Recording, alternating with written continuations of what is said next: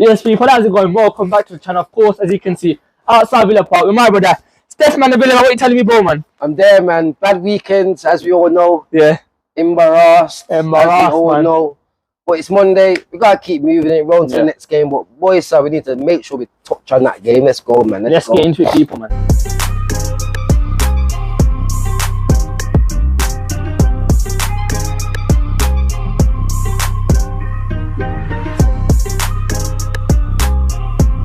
Cool, people, let's touch on it. 5 things that we learned from the Newcastle game. Could have been 10, could have been 100. Bro, but let's get into it, man. We learned a lot.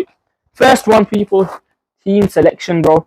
Yeah. When I saw that team selection, bro, and I saw Leon Bailey starting, then I saw McGinn, I think he was playing on his weaker side, basically. Basically, the moral of the story, yeah. And then I was like, yo, Unai, what's happening here? Because in pre-season, bro, he went mostly towards the end of the couple of games. Yeah. The 3 at the back. So I was thinking maybe he was overthinking this game. What do you make of it, bro? The team selection and stuff. Again, it's this is where Unai Emery has to take a bit of a something. He has to take a bit of blame for this because the setup was wrong, as in the team selection move. We get onto the formation, etc. after, but team selection was kind of wrong. Yes, he's gone for the 4 at the back. He's gone for Luca, Dean, and Cash. Yeah, we all know them two them two shouldn't be on the pitch together no more. 100%. No more in it. We've seen it happen. No more. Bailey, yes, I probably did put him in the starting 11, but he showed me now, man. He showed me again, like. Let's touch on Bailey, bro, because like us Villa fans, especially me, bro, I backed him. Especially when he first came to Villa, bro. This guy was cooking in Germany. He was taking man on.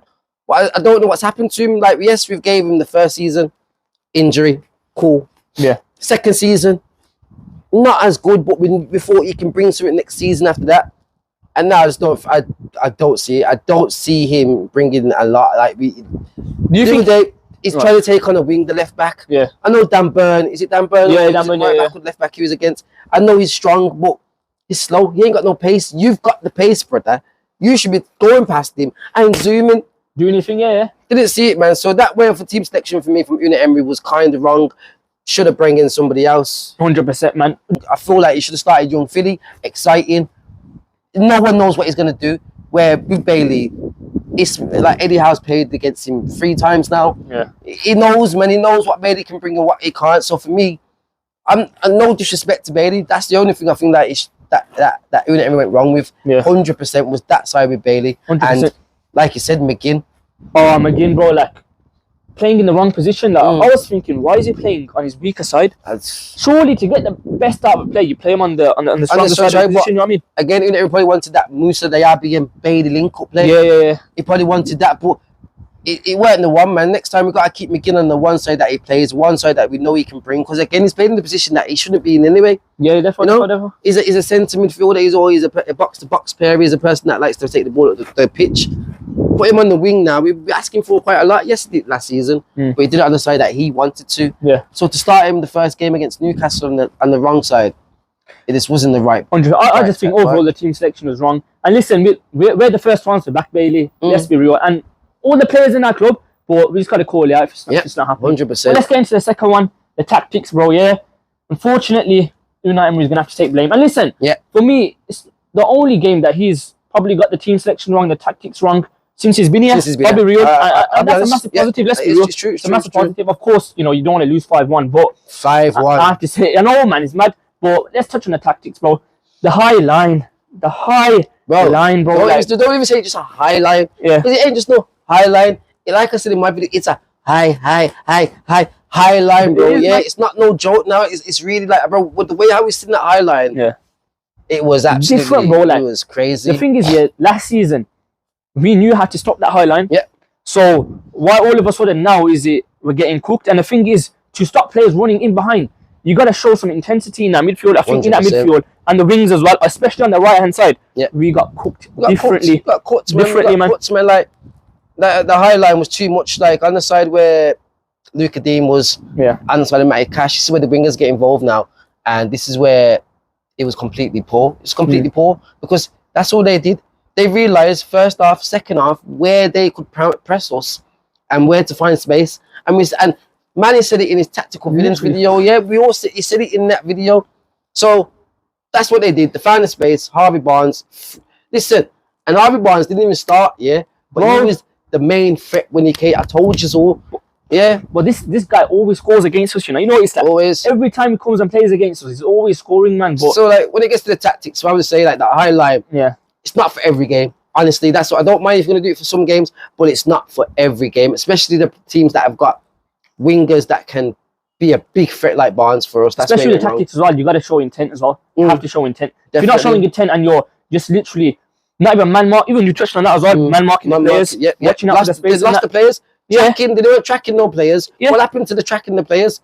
Like that goes down to even Diaby did that one time. That went down to McGinn did that. Sometimes every player was not tracking their player that game. Definitely, 100%. The third point now. Let's touch on it, man. The fullbacks, bro. For me, both fullbacks did not provide attacking work, defensive work. I thought they were really, really poor. Matty Cash, Luca Dean, I did not know what they were trying to do. Were they trying to watch out for the fullbacks, man mark them? Were they trying to go forward, provide the attacking edge? They weren't. What do you make of them? I am a fan of Cash because I do believe he can bring. He's good at most stuff on the pitch, but he's not the best at anything. He's not the best at anything, and that's where we go wrong probably with Cash. That's where we could probably get a replacement because he's really not the best at anything. To crossing, to passing, to pressing, to pace, to running. He's not. He's got it. He's got it though. He's got it, but he's like a 55% got it. Few positives to take from the game. One. I'm saying one positive, just one. Let me get that back in. One positive, just one positive, man. And I have to say, Moussa Diaby, man, when he gets the ball, he shows intent. Attack. And he's a player that loves to take players on. He's direct and he's strong with the ball as well. For me, I thought he stood down. Of course, he got his debut goal as well, man. Bro, what do you make of him? Like, bro, he stands out. He got his debut goal, and plus, it's his first game in the Premier League. People need to realise, it's his first game in the Premier League, and that first half, he looked like he was comfy, comfortable. He needed a bit more help by Bailey, as in he laid off Bailey a few times, but Bailey could not get the ball back to him. So that's where I'm gonna say it again, the replacement on the right wing. Young Philly could have probably did a better job, but Diaby, give him a helping hand in it, and I'm telling you, he's gonna be finishing dinners and setting up and assisting all over the place. 100%. And that right side as well. He's brilliant. He was brilliant, even though he didn't do a lot. And then second half he had to sit back, so we couldn't see a bit more from him. Diaby, keep your head up. Tyrone Mings picking up an ACL, man, bro. Another negative from that game. Absolute heartbreak, man. Yeah, bro, it was breaking. Mings, obviously, we all know he's not the best player on the ball. We all know he's not the best footballer. We all know he's probably not the best centre back.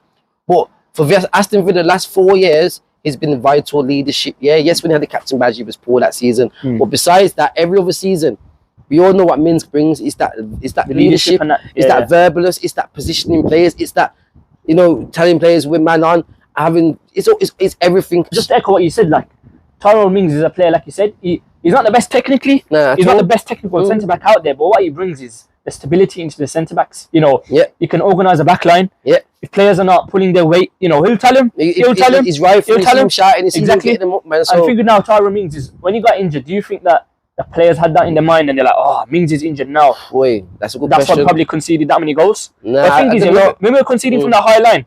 Tyrone Mings, people do not realise he's got pace on him. He has. And he's a centre back. He's the last back. He's the last man back. Boy, he's a centre back here. When it comes to the back line, he's got the recovery pace. And I thought when he came on, the back line kind of lost the pace. I do believe Konsa did. I feel like Konsa, he was a bit lost. I do believe he was a bit lost after when Mings went off. I feel like Konsa is his main person, his main partner, his partner in crime. Has been there for 4 seasons working together. That they probably did take a little knock onto Konsa. That's where came the mistake for the third goal, and that with Konsa doing the mistake that we haven't seen. Oh yeah, man. I haven't seen Konsa do that in ages or ever. Like, it was stupid.